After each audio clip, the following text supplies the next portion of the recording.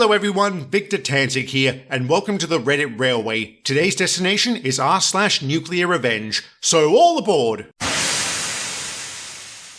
I had a pretty terrible childhood. When I was young, my parents were millionaires, but after they divorced, their lives went downhill. I'm talking drugs, alcohol, and addiction. By the time I was 16, my dad was dead and my mum was elsewhere, usually with some low-life boyfriend. I joined the military as soon as I could. I left town and didn't look back. Several years passed and I distanced myself physically and mentally from that life. When I was 20, I learned my mother had been arrested for stealing a large sum of money from my grandmother, who was in the beginning stages of Alzheimer's. The state ended up pressing charges against my mother because Grandma couldn't. The detective told me they had to because my mum and her piece of shit boyfriend were fueling the criminal underworld where she lived. I was shocked. I knew my mother had problems, but I had always viewed her as some sort of forest hippie. My grandmother was pretty wealthy and bought my mother a house just down the street from her. My mother and her boyfriend had been leeching off of my grandma. She also fed my underage sister a stream of drugs and brought her in on the con. It ultimately resulted in my mother and sister getting their first felony conviction for grand theft and check fraud. My mother tried to pin both on my sister because she was a minor. A few years later, I was married with a child and had just returned from my first deployment. I got home and there's a strange voicemail from my uncle. It literally just says, "Your grandma is in the psych ward. She left everything to you." This is where I learned the legal document Grandma had me sign when I was 16 made me the executor of her estate. I get time off to fly across the country and deal with this. She lived in this massive house with my mum, who had destroyed the one Grandma bought for her. She then proceeded to decimate Grandma's house too. The place was riddled with fleas and there were needles and cigarette ash everywhere. I refused to interact with my mum, but now I had access to Grandma's fortune. She tried to worm her way back into my life. I always told her to fuck off. I fixed up Grandma's house and rented it out. I then set about exacting my revenge. When the state filed charges against my mother, part of her restitution included a lien against her house. She hadn't been paying her property taxes and was about to lose it. She claimed the lien would not be paid off if the house was auctioned. I knew this wasn't true, but I saw an opportunity. I worked out a deal with her. If she signed the deed over to me, I would sell her house and pay for her to move somewhere else. Of course, she agreed and signs the deed over. She expected me to use my name and credit to get her a luxury apartment. She also wanted me to buy her a new truck. I humored her and pretended I would, so I rented her a truck and put her in an extended stay hotel for a little while. I also arranged to have all her furniture shipped to a storage unit. I fixed up the property and sold it. That was when I cut her off. As soon as her time in the hotel was up, she was homeless. The last time I saw her, she was a balding, methed out mess covered in sores. She died in a hospital not long afterward. I then sold all of her furniture. Using the money I got from that, plus selling my mum's home, I was able to take my grandma out of the psych ward and put her up in a nice home with a live-in nurse. A few years later, Grandma also passed. Wow, what a ride. It takes a special kind of monster to steal from your own sick mother. People like that deserve whatever they get. And I'm so glad OP gave the bitch her comeuppance. What a brilliant move, tricking her into signing over the deed and selling off the house. Well done, not just for this,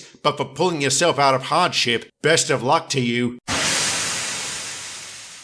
I grew up in a small hick town. I always knew I was gay. I planned on staying in the closet until I moved out because, unsurprisingly, everyone else was homophobic. 7 years ago, a certain senator from Vermont announced his candidacy for president of the United States. Being the edgy high school senior I was, I couldn't keep my mouth shut. I became a near-fanatical online activist and amassed a pretty sizable Twitter following. Since I was 17 at the time, nobody took it seriously. My parents maybe got a few comments at church, but that was about it. And because I was terminally online, I used my Twitter to like a variety of other pages, including ones tailored to gay porn. Now these were buried deep in my account, and the only way you could find them was if you went looking. Well, someone did. His name was Alex. I don't know why he did it. Maybe he didn't like my politics, which I admittedly did go on about at school. He sent screenshots to practically everyone I knew, including my parents. I was horrified about this, but things didn't go nearly as bad as I thought they would. It took about a week for my parents to adjust to the news, but they were eventually fine with it. Fine in the sense they tolerated it. They were still outwardly homophobic. Other adults in town avoided me, but that wasn't much of a change. I was picked on at school for a while, but that died down pretty fast. Even though it could have been worse, I was still livid Alex had outed me, and I wanted to get back at him. Fortunately, that would be fairly easy. Alex was at the top of the class, the stereotypical straight-A student with Ivy League aspirations, which he was guaranteed to get into because he was a legacy by way of his father. Regarding his father, he was a lawyer and pillar of the community and church. He was conservative and politically active. He and his wife were old money, which meant Alex was a spoiled rich kid. Nothing intrinsically wrong with that, but it comes with its fair share of rebellious things you do as a spoiled rich kid. So here's how I used his past to destroy his future.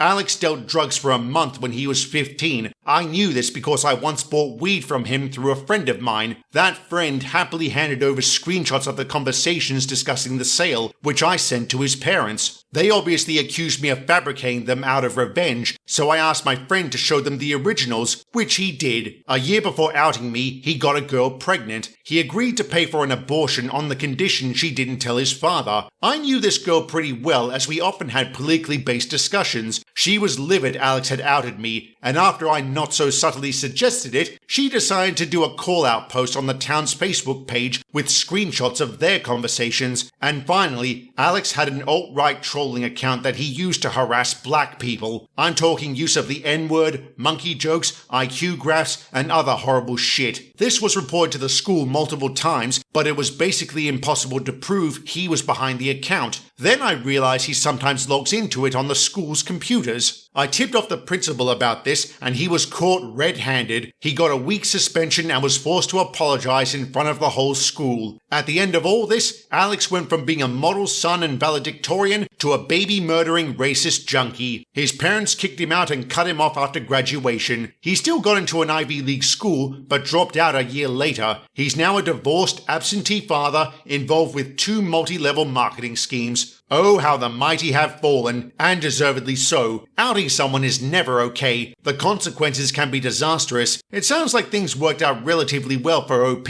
unlike Alex. Let that be a lesson. If you plan on doing something shifty, don't put it in writing. Or better yet, just don't do it.